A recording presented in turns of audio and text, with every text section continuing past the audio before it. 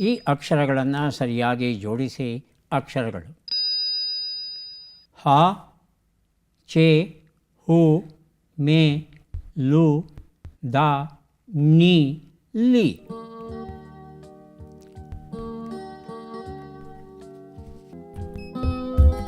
ಬಜರುತ್ತಿದ್ದಾರೆ ಶಿವನಗೌಡ. ಹುಣ್ಣಿಮೆಯ ಹಾಲು ಚೆಲ್ಲಿ.